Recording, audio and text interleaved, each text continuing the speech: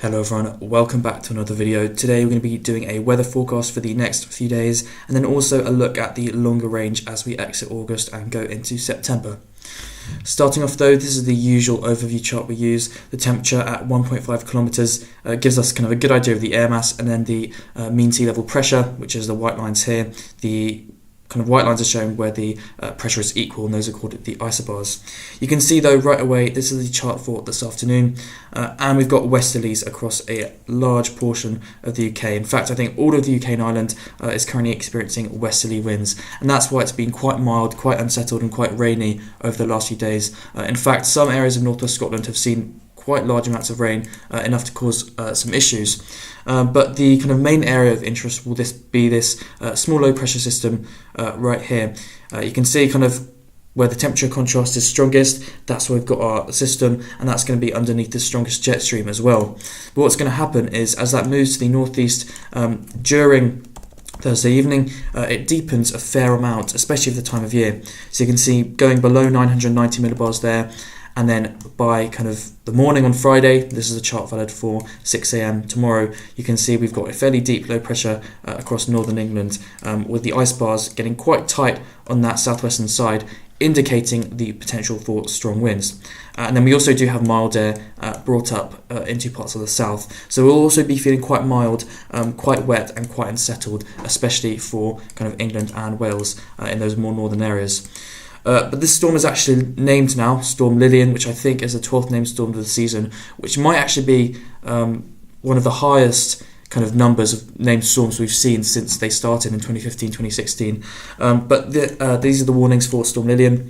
You can see they come into force at 5 a.m. tomorrow across parts of far southern Scotland, it seems, far southern Scotland, northwest England, far northern Wales, and then more areas of northern and northeastern England there as well.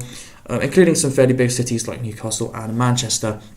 And then it goes out of force at 11 a.m. And if we read the description, you can see likely to see 50 to 60 mile an hour gusts quite widely, with a lower chance of 65 to 70 miles an hour, even 80 miles an hour in a kind of small area, pushing quickly eastwards during the morning.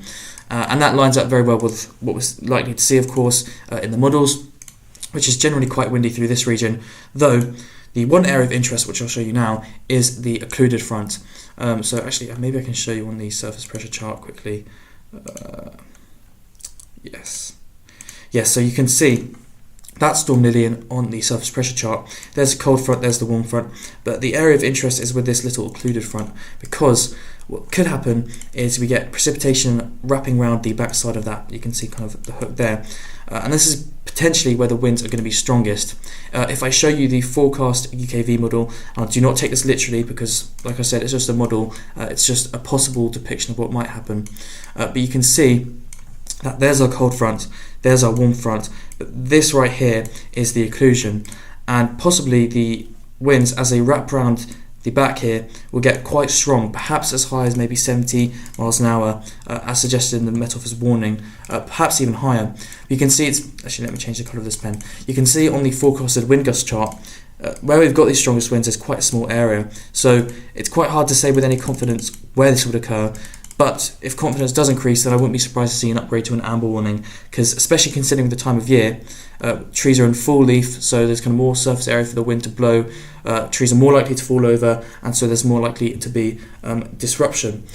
But if we look at something else, this is a cross section of the atmosphere so this is in Scotland, and then it's going down all the way into kind of southern England, and this is the humidity chart. So green is showing where we've got much more kind of moist air, and the brown is showing where we've got much drier air, and you can see hints of kind of drier air descending from the upper atmosphere down towards the surface, and that's essentially what's going on with this occlusion. We've got dry air descending, sorry, I think there's a loud helicopter or plane outside, but we've got dry air kind of descending round from the high levels down to the surface, and what that does is it kind of accelerates the wind speeds and makes them locally very strong, which is what we might see in this region. Another thing to look out for is, because of the topography, we have kind of mountains in this zone here, hills and mountains, and as the wind is likely to blow from this direction, that means they'll be coming up over the mountains, and so as they come down the other side, we could see some locally very strong wind gusts, perhaps kind of 70 miles an hour plus. So that's storm Lilian, and that's going to clear out, to be honest, by Friday morning. You can see, like I said, perhaps the wind gusts will be enhanced along the lee side of the mountains, but the bulk of the winds will be kind of gone by mid-morning, and then you can see it will just be a generally unsettled day with showers in the north.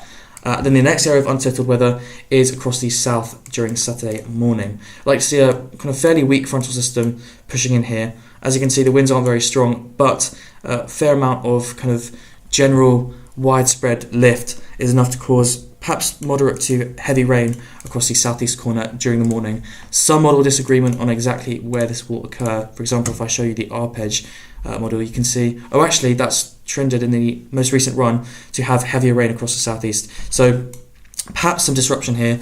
Not looking too noteworthy, but definitely going to be a wet day, as you can see, perhaps into the afternoon as well across the southeast. And watch the trends, because the last run had this further south, as you can see there. So perhaps we're going into a more significant rain event. Hard to say though at this stage. As you can see, the icon still has it further south as well. But that's something to look out for on Saturday. Then the pattern starts to change, and I'll show you that here. This is the weekly mean surface pressure on the European model, the kind of longer range model.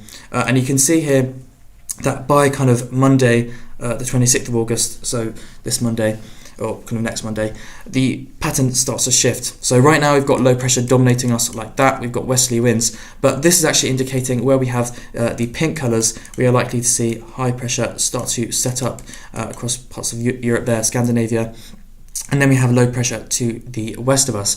And this is our typical kind of summer plume pattern, because as the wind flows kind of clockwise around the high pressure, it allows southerly airflow into the UK, which generally tends to push up much hotter air. And actually you can start to see that on some of the models. For example, the GFS, there's our unsettled weather, and then the high pressure sets up to the east right there, and then allows the kind of movement or the advection of a much warmer air mass into the UK by Wednesday, and you can really see that, and then perhaps that could be focused by any low pressure systems, bringing it up, kind of allowing even warmer temperatures to move in, perhaps even reaching hot standards, maybe another 30-degree plus a couple of days. Hard to say at this range, is pretty much a week and a bit out, so that's quite a long time. But there is a fairly decent model certainty, as you can see here. This is the ensemble chart. Each of the lines represents one different scenario, but you can see that initially, of course, we have good confidence. The lines are all close together, but actually the confidence remains fairly good even into kind of a week's time frame, and you can see we do have pretty much all the models suggesting some degree of warmth, either from just kind of warm to probably hot at the top end, and you can see the general cluster is more in the hot section. So definitely the end of August is going to turn perhaps quite summery again. Might not be for long, but also the chance of extended warmth into the beginning of September, as indicated by the kind of large range but slight preference for the higher end of that, though that is, to be honest, still quite far in the future, so we can't really give much confidence on that. But like I said, the models are now starting to firm up on some sort of warmth as we exit August. You can see European model doesn't have it quite as much. This is probably a representation of the lower end scenario, but still warm for the east and southeast, for example. But the GEM, the Canadian model, actually has more similar to the GFS with a much bigger plume of warm air. So that's kind of the summary for the next week or so. Initially quite unsettled, but then perhaps getting a taste of summer again. Maybe, but still too early for details, maybe temperatures reaching into the very warm to hot range. Anyway, thanks very much for watching everyone, and have a great day. Bye bye.